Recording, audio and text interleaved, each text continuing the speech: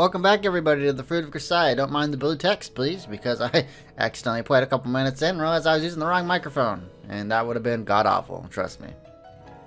So, fortunately, I've already seen a little bit of this, but hey, it's not too much.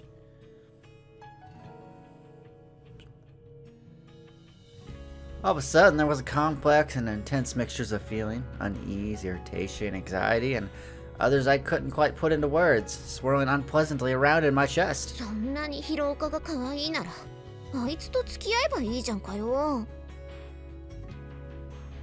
on a second here, self. What did you just say? I mean, what? You almost think I was jealous here or something. Well, now that I think about it, maybe I really am. A little jealous, maybe a little. But Kazuki and I are both girls, so, no, what exactly is going on here? Sometimes pet dogs get all cranky when they see their master doting on somebody else's butt.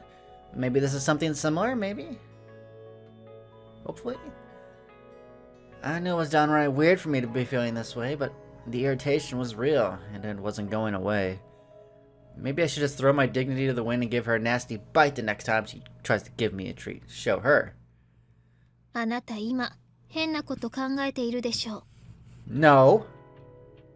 Okay, yes. Kazuki! 何のこと?私はあなたを一番信頼しているし、あなたに一番頼っているのは事実よ。私がどこへ行こうと、結局最後にはあなたのところへ帰ってくるのだから、あなたはどっしりと構えて待っていればいいのよ。何言ってるの?わからない?私にはあなたが必要だってそう言っているのよ。なんで?首のところ血が出てるわ。Oh. これはヒルに噛まれて痛くないから平気だよ。血が止まっていないじゃない。そのままにしておけば何時間も止まらないわよ。Those darn leeches, man. Leeches are nasty things. Kazuki reached her small arms up, drawing my head down toward her, and then pressed her lips against the scruff of my neck. After briefly running her tongue along the area of the leech bite, she began to suck on the wound. This is not at all erotic in any way, I'll have you know.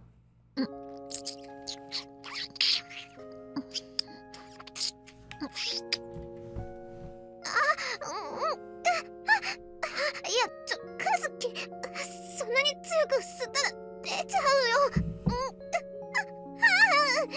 全部吸い出してあげるわ。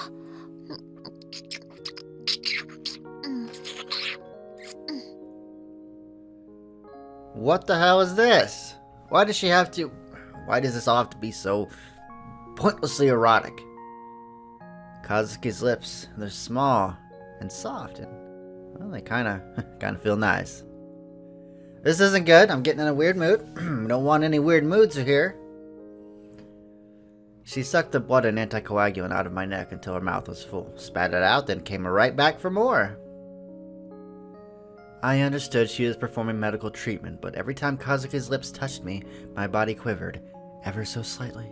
Every time she exhaled through her nose, her breath tickled my cheek and made me laugh a little bit. Strange little noises leaked out of my mouth.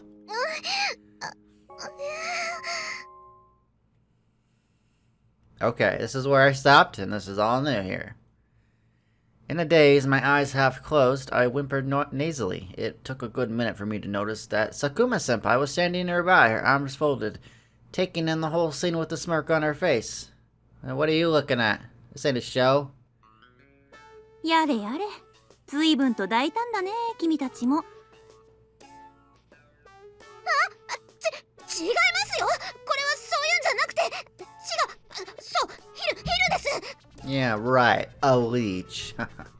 Whatever you say. 私、森でヒルに噛まれて、それでこれは血が止まらないから、カズキが。何?別に責めているわけじゃないよ。愛情には様々な形があってしかりだと私は思っているしね。だから、これは別に愛情とかそういうことじゃなくて治療ですよ。You know, you could just show her the wound instead of trying to hastily correct her, false view. 治療だって愛情だろ。君、誰に何の言い訳をしているんだい？ Alright.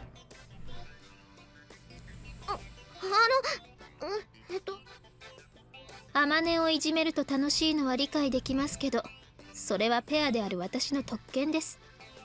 あまりアマネをからかわないでください、佐久間先輩。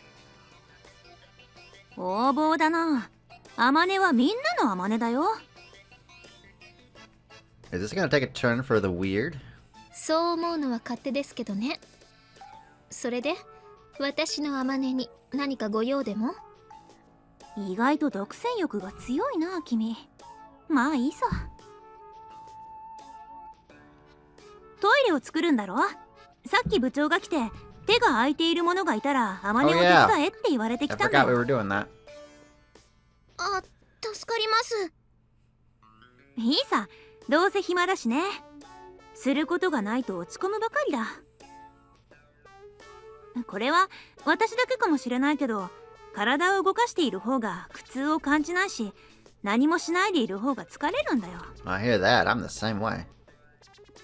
というわけで、アマネを借りていくよ。悪いね、風見。わかりました。くれぐれも大切に扱ってくださいね。 I'm not some doll. あ、カズキ。いいんだよ。いつもそばにいる便利な女だと思われていると苦労ばかりが増えるよ。たまには距離を置くのも悪くはないさ。ほら、行くよ。 I think the word you're looking for is fonder, my dear. But alas, we're not in love. Well, maybe we are. Who knows? Does Amane really like Kazuki as like more than a friend? The last few days, both Captain Sakashita and Mr. Ochi have been absent from the camp more often than not. They were supposedly investigating the forest, but we hadn't gotten much specific information about what that involved. With our teacher, the team's official figurehead, and the captain, its true leader, both absent, the majority of the group looked to Kazami Kazuki for orders. To be perfectly honest, there were a considerable number of people who openly scowled at the idea of accepting instructions from an arrogant, sharp-tongued freshman. But by nature, people turn to competence over formal authority in times of crisis. And it was simply a fact that our efficiency as a group increased when command of the camp passed from Captain Sakashita to Kazuki. Well, she's never here, so it doesn't matter. She carefully assessed everyone's personality and skills and assigned them appropriate jobs, placing a moderate responsibility on everyone's individual shoulders. Through her consistent distribution of tasks, we had all naturally become more aware of our roles, quickly learning to bring certain tasks to certain people without her direct intervention. She had created a framework that enabled us to be productive, which is good. This toilet construction operation was a good example. Kazuki didn't stand on the sidelines directing us, but her initial planning divided us into our teams. One group dug the hole, one group repurposed a chair from the bus into a seat, and one group focused on creating a sturdy roof that wouldn't leak in heavy rain.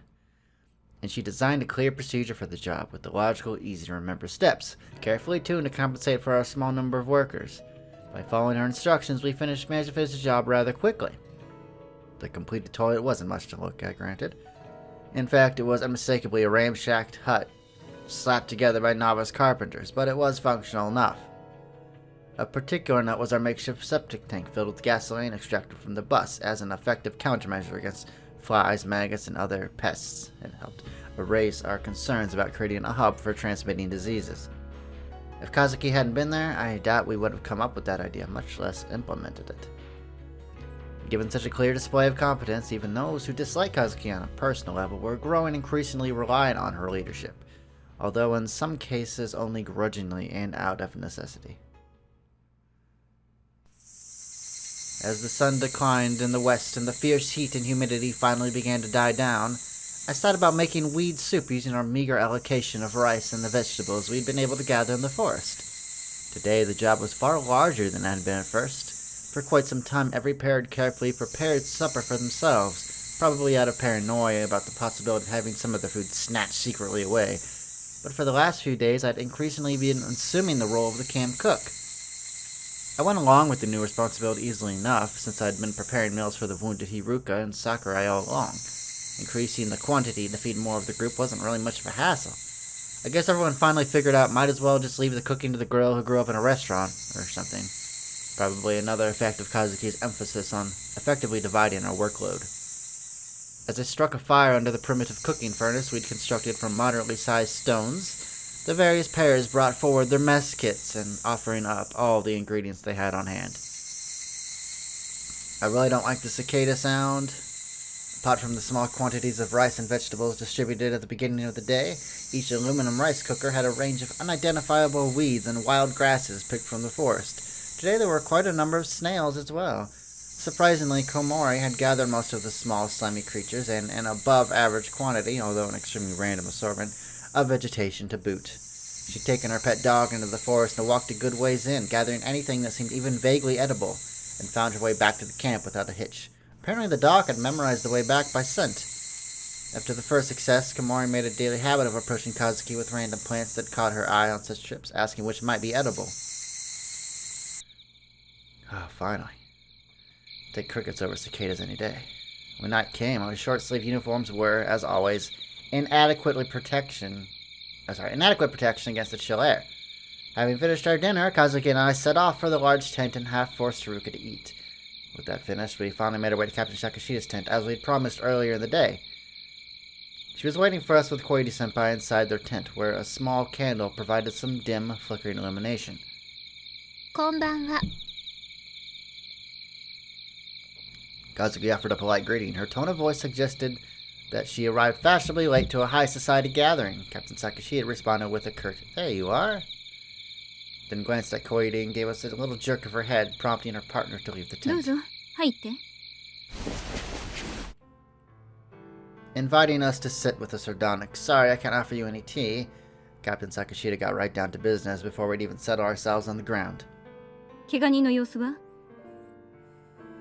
悪化はしていませんが、順調に回復しているとは言えません。 Well, that's not surprising, really, given the conditions that they're in. そう。 For one thing, Haruka-san's broken leg wouldn't have fixed themselves in a few days, even under ideal circumstances. And Sakurai-senpai's abdominal wound was healing very slowly, thanks to her worsening state of malnutrition and the absence of antibiotics to fight her infection. As an added misery, the intense heat and humidity had left her with a painful skin condition. Even the comparatively lightly wounded Kanede's health needed to be monitored closely, given the poor sanitary conditions of the camp. For the last few humid days, she'd been complaining about her wound's constant itchiness. We warned her repeatedly not to scratch, but she had nonetheless picked up a troublesome habit of sticking twigs under her bandage and tearing up her stitches. And apart from those who'd been wounded in the crash, many of the healthy girls were beginning to show increasingly advanced symptoms of malnutrition. Faces were swelling noticeably as our vitamin deficiencies grew more pronounced. Some girls had begun to complain of minor ailments. To be honest, we were past the point of monitoring the situation closely. It was slowly but surely crumbling before our eyes.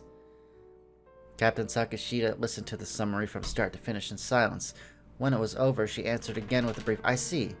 After a moment, she leaned forward to look into Kazuki's face and spoke. And for a moment, I disbelieved my ears. つまり、彼女たち怪我人は無駄飯ぐらいというわけね。それは。 With a start, I realized why Captain Sakashi had driven Koide from the tent. Whatever the circumstances, she was our leader, and in speaking those words, she had just betrayed that responsibility. Maybe we'd all thought the same, in some dark corner of our minds. But no one had ever voiced that ugly thought, and now the captain had coolly thrown it out into the open. She understood as well as we did that a quiet, crippling pessimism regarding the food situation had begun to spread among the group. If we were to continue on these meager rations, the currently able-bodied girls would eventually be reduced to invalids. Without adequate nourishment, our physical strength would be drained, sapping us of the energy to work, and with our bodies weakened, disease would spread all too easily around the camp. Simply by existing, the wounded were acting as a heavy drain on our precious supply of food. Their presence was reducing everyone else's ration. Ultimately, this might soon give rise to more sick people, exponentially worsening the problem. When we weigh the lives of the wounded and the healthy against each other, the former will always be lighter on the scales. In this harsh environment, that pragmatic calculation felt all the more obvious. We don't have the elbow room to be handing out rations to those who can't work. The captain's argument was coherent enough, and I understood that she had a little choice but to approach our situation with conservative caution. But nonetheless, her words sounded like a betrayal, a justification for unburdening ourselves of a load that had grown troublesome to carry, an excuse to abandon our friends and save ourselves. 私にずる賢く生きろと言ったのは風見さん、あなたよ。ええ、確かに。でも、ずる賢く生きるのと弱者を吊るし上げて憂を晴らすのとでは意味が全然違います。だったらあなたはその弱者の口をまかない切るだけの食料を持ち合わせているの？いいえ、残念ながら。口だけの綺麗事ならいくらでも言えます。あなたのいい人ごっこに付き合わされて日々体力を落とす部員たちの迷惑を少しは考えてみては。Those spiteful words were all too clearly a deliberate act of revenge for Kazuki's insults this afternoon. Whether she was at a loss for words or simply too exasperated to speak wasn't clear, but Kazuki offered no reply other than a short, tired little sigh. I had long before decided to keep my silence and leave this conversation entirely to Kazuki, but all of a sudden I found myself unable to suppress the need to object. それはあんまりですよ。怪我人は餓死するまで見殺しなんですか？そうは言っていないでしょ。You implied it. Don't try to act like you didn't. For the first time in the conversation, the captain turned to me. She'd grown gaunt in recent days, leaving her cheekbones so prominent that her eyes seemed to have sunken in her face. It made her grim gaze all the more severe. 配給の優先度を下げると言っただけで一切の食事を与えないわけではないわ。もちろん今後も適度な量を配給します。どうせ動けないのだからお腹もあまり減らないのでしょ。それは違います。There was another reason Haruka-san had refused to eat this afternoon, and with the construction of the toilet, that problem had been eliminated. We could simply help her to the toilet seat and let her relieve herself in privacy, removing the biggest psychological roadblock to her recovery. いいのよ、アマネ。部長の言い分も決して間違いではないのよ。でも広岡さんには私の分の配給を分配します。それなら文句はないでしょ。なぜ私に確認するのかしら。あなたの食料なのだからあなた。ではそうします。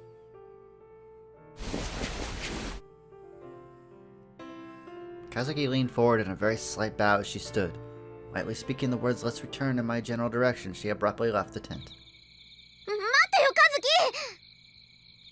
キ。はい、なに？なーにじゃないよ。どうして何も言い返さないの？言うだけ無駄だと思ったからよ。そんなの、私はカズキのことだから絶対に食ってかかると思っていたし、いつもみたいに文句の一つも言って強引に丸め込めばよかったのに。I think the captain's far past logic at this point. Survival is more important right now. あなた何を言っているの？文句というのは相手の言動や態度が間違っていたり正しかったとしても気に入らない時につけるものよ。それ以外の時に口にする言葉のことは難癖というの。覚えておきなさい。なんだよそれ。全然納得できないよ、カズキ。言ったでしょ。部長の言っていることも間違いではないのよ。だからって怪我人の食事を減らすなんて間違ってるよ。だから私の食事を分けてあげるんじゃない。ノープロブレム。全然ノープロブレムじゃないよ。忘れてるかもしれないけど、カズキだって怪我人なんだよ。分かってるって。何をどう分かってるっていうのさ。やっぱり今からでも部長に言って考え直してもらおうよ。こんなの間違ってるってカズキが文句を言えば絶対なんとかなるし、言うだけ言ってみようよ。いやあね、あなたの口ぶりではまるで私が何にでも噛みつくどこかのヒステリー女みたいじゃない。私だって世の中すべての間違いに文句をつけるわけではないのよ。そうかな。 Personally, I kind of had this image of Kazuki waving a battle flag emblazoned with the words "We must correct the world" on some vague battlefield. Then charging forth at the head of the vanguard, all Jeanne d'Arc style, leading a glorious crusade across the mistake-riddled modern age. 私ほど間違いに寛大な女はいないわよ。考えてもごらんなさいな。私が坂下部長に、あなたなぜ生まれてきたのと質問しているところを見たことがある？ないけど。ちょっと待って。今なんかさらっとものすごいこと言わなかった？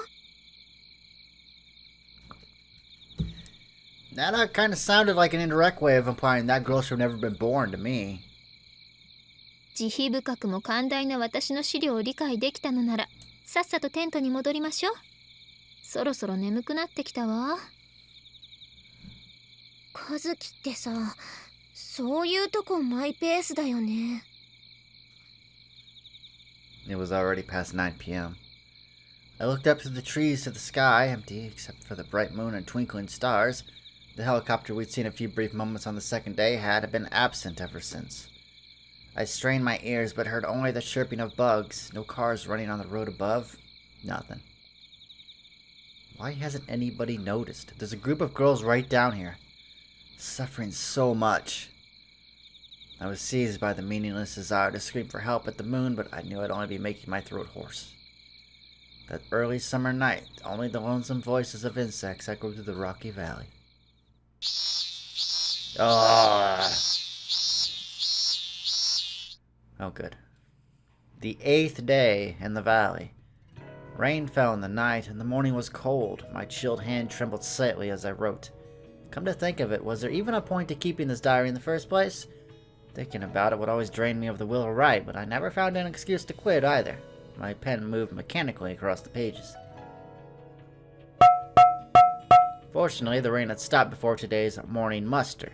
Perhaps I'd become used to being drummed out of bed at the same time every morning, as recently I was waking up naturally 15 minutes before 6. For the first few days it had been difficult to sleep at night because of my hunger, but by now I was sleeping like a stone, and fasting at night actually seemed to make me waking up in the mornings easier. That said, getting out of bed once awake was growing increasingly difficult. I had no choice but to spend 15 minutes in bed, waiting for my blood pressure to rise until I could stand up without instantly becoming lightheaded. This morning, Professor Kazami's tour of inspection proceeded as usual. The valley was shrouded in a cold, damp mist. As we made our way around the examination line, many of the girls were swaying unsteadily on their feet, their bodies still not fully awake. おはよう、いぶきさん。今朝の体調はどうかしら？まあ、ぼちぼちです。疲れた顔をしているわね。私たちがここへ来て今日で何日目だったかしら？そう、8日目。今朝は寒いわね。昨日と比べてどっちが寒い？昨日はそんなに寒くなかったと思うけど。She's checking to see how her feeling is doing. If she can kind of still in the right mind. ええ、そうね。お母様はお元気？今年でおいくつになられたのかしら？何急に？いいから教えてくださらない？母は、多分元気。この子の名前は？Kazuki grabbed my arm and pulled me over. あまね。名字を教えてくれる？スオーよ。だいぶ疲れが溜まっているみたいね。無理もないわ。私たちがここへ来て今日で何日目だったかしら？考えるのが面倒になった？でも考えて。今日は何日目？あらびっくり。ウェルニッケ脳症かしら？チアミン不足ね。Smiling brightly, Kazuki leaned over and softly whispered into my ear. 今から言うことをメモして。I hastily brought my pen to the memo pad. Chronic Warnke's encephalopathy. Symptoms of Korsakoff's dementia. Serious thiamine vitamin B1 deficiency. We knew it was a vitamin deficiency. We knew it had grown serious. But that diagnosis wasn't much good to us. We didn't have any needles, and more importantly, we didn't have any dietary supplements to fill them with. Of course, a dietetic regimen with lots of pork, liver, and milk could have done the job just as well, but we didn't have enough food to satisfy even our basic caloric requirements. The only thing we could do for Ibuki was give her an encouraging thump on the shoulder. Unfortunately not filled with vitamin B1. 耐えろ And express the hope her youthful resilience would pull her through. I'm tongue-tied today. None of this was limited to Ibuki Hirona either. The majority of the group was beginning to suffer from vitamin deficiencies. White fever, joint pains, and shortness of breath were widespread. After our standard round of inspections came to an end, everyone dragged themselves right back to their tents. The morning was unpleasantly cold, and the pervasive sense of physical exhaustion didn't help either. Nobody wanted to wander off into the humid forest where the chilly fog hung thick as a cloud. By the time noon rolled around, the temperature had risen dramatically, and people began to crawl out of their stuffy tents in search of cool air. For another thing, we needed to dry our sleeping bags en masse in the sun, as they'd grown damp from the humid night air and our sweat. Like the others, I pulled the bedding out of our tents, spreading them out on a long flat rock nearby. Naturally, I took Kazuki's as well. I began to beat the sleeping bags with the tree branch, dust and dead mites flying out in little clouds with every impact. My stomach growled miserably at the exercise. Just as Kazuki declared yesterday, she had begun to add much of her rations to Haruka's meals. Of course, this was being kept secret from Haruka-san herself, because if she knew what was going on, she'd probably freak out. At this rate, Kazuki wouldn't last long. When I told her I was worried, she laughed off my worries with some cliche about starving samurai making particularly leisure use of their toothpick, then added that a leader doesn't need to eat, they just need to act like they're eating. The words had given me a bit of a start. It was certainly true that everyone was relying on Kazuki, but I was surprised she'd come to think of herself as a leader. All of a sudden, I heard someone shouting in a clearly angry tone of voice, and my hand stopped in mid-swing.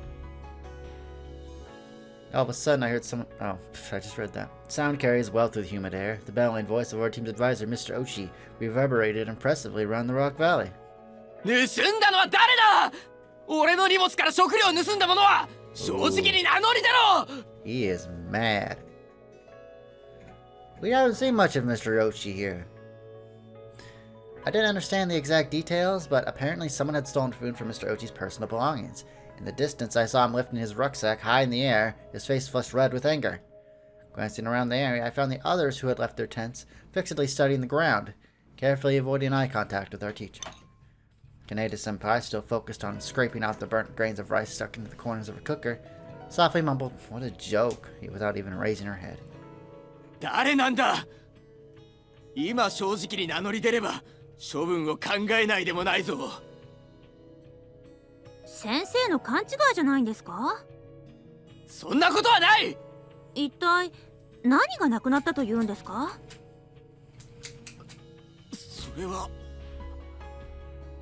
Have you been hiding food from the group? Mr. Ochi stumbled awkwardly over his words. From the looks of things, the missing food had probably been something he'd hidden away instead of contributing to the common stock. とにかくこの中の誰かが盗んだのは間違いないんだ。 Even now, his shouts bore the righteous, authoritative tone of a scolding teacher. But we weren't in the classroom. His students responded with only irritated scowls. Of course, I also furred my brow at Mr. Ochi's actions. No matter how much he bellowed, it was perfectly obvious the culprit wasn't going to come forward. I mean, look at us. We're all malnourished. We're practically on the brink of death.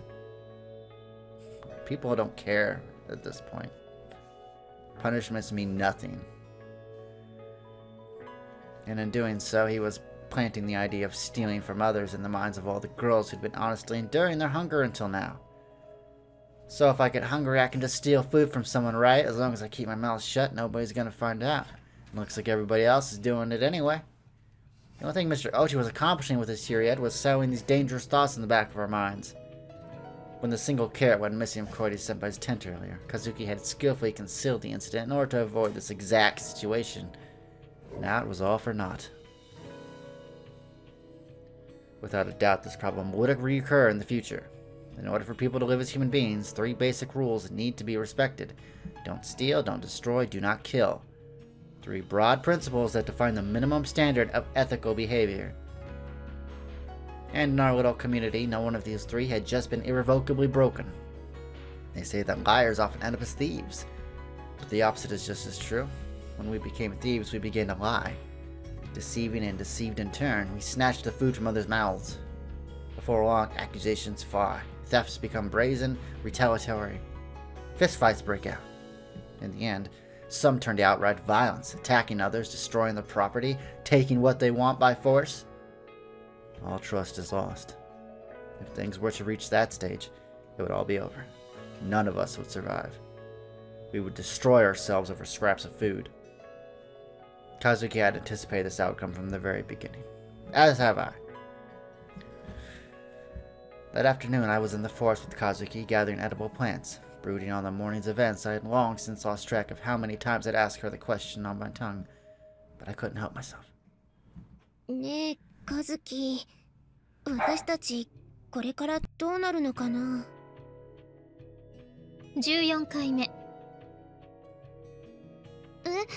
あなたがその質問を私にした回数。いちいち数えてるの？この質問何回目だっけと聞かれたら答えてあげようと思って。And Kazuki's reply too was the same repetitive phrase as always. What will be, will be. There's no way to know how this will end. She certainly seemed fond of it, but to be honest, I'd always thought it was a bit of a non-answer. It certainly didn't make me feel any better. 越智先生は明日ここを出ていくそうよ。出ていくってどうして？数日かけて周辺を調べて、なんとか下山できそうな目処が立ったそうよ。Oh, that's good. Apparently, having finally decided just yesterday to leave and get help, Mr. Oshi had been preparing for his departure this morning. During this process, he noticed the hidden food had gone missing from his rucksack. 先生が隠し持っていたのは、合宿の夜にこっそりと楽しんでいた晩酌で、ビールのつまみにと用意していたミニサラミだったらしいわね。サラミか。An Italian sausage, ground pork seasoned with spices and cured by drying. Preserved food like that would make for ideal rations, as it doesn't go bad easily. You could slice it up thinly and drop it on a pizza, or maybe mince it and mix it into a big plate of pasta. Just imagining the spicy, salty taste left my mouth overwhelming with drool. 誰が取ったのかな。Kazuki stole it. それは重要な問題じゃないわ。越智先生としては誰も名乗り出なかったのがショックだったみたいね。もう限界だって泣きそうな顔をしていたわ。そっか。From the beginning, Mr. Oshi had said he wasn't really cut out for this job. As for why, apparently he simply had a hard time dealing with women in general. Given that his job involved corralling girls at the most emotional stage of adolescence, he found the experience immensely nerve-wracking at the best of times. And now, of all things, he was living under terrible conditions with a pack of desperate girls, increasingly crushed under the pressure of their excessive expectations. Really, it was hardly surprising he'd want to make a break for it as soon as humanly possible. 先生がいなくなったら、私たちどうなるんだろう。I've hardly noticed he's here anyway, so probably not a whole lot. こういう言い方は先生に対して甚だ失礼だとは思うけれど、体制に影響はないと思うわよ。Exactly. To be sure, Mr. Oshi was never exactly a powerful presence, even during our normal team activities. Whoopsie. Hang on, how do I get out? Oh, no mouse. Even during our normal team activities, I'd always thought of him as more of a cushion between the official authority of the school and the day-to-day management, which was almost entirely handled by our team captain. Still, we had more faith in him than one might suggest. He was an adult with a legal responsibility to us, and as a man, he was better physically equipped to handle certain jobs. His presence here had been subtly reassuring in a way, allowing us to slip back into the comfortably passive role of students. And while he wasn't much for stopping our fights, the fact that a teacher was watching acted as a significant check on our behavior. If Mr. Oshi were to leave the camp tomorrow, we'd lose our only real authority figure. Wasn't there a chance his departure could become the spark that would set off a descent into something uglier? 不安だよ、カズキ。大丈夫よ。もしもの時は私があなたを守ってあげるから。ね。You think she was an elder sister or something, calming a frightened younger sibling. Her words were immensely reassuring, but also inspired something very close to shame. It felt as though I just forced another responsibility in Kazuki's overburdened shoulders out of nothing more than pathetic weakness. My face crumpled bitterly, and I could feel tears building up behind my eyes.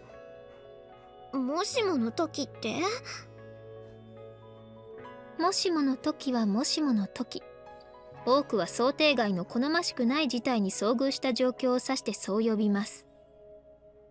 これ以上まだ状況が悪くなるってこと？まあ、なるでしょうね。Great. Alrighty guys, that'll be it for this episode. It's gone on a little bit longer than I wanted to, but I'm trying to get through this flashback as fast as possible. It's already gone on for way too long, but the story's starting to pick up a little bit, so that's good. So I'll see you guys next time on The Fruit of Grisaia. Take it easy.